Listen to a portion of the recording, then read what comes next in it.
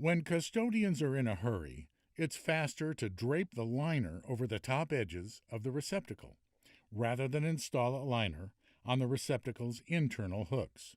Until now, the custodian unlocked the waste receptacle to remove the liner. Without having to unlock the receptacle, the LinerMate is fitted with a new disposable liner at the rest position, and the custodian ties it off at the collar.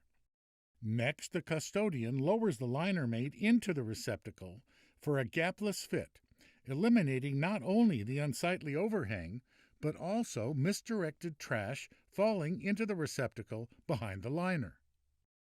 With LinerMate, there is no unsightly overhang on the outside of the receptacle. When the liner is full, the custodian simply pulls the LinerMate up to the rest position on the front edge of the receptacle, gathers the liner from the collar, raises the LinerMate, and removes the filled liner. Changing liners is now faster and easier than dealing with the hooks that often tear the liner.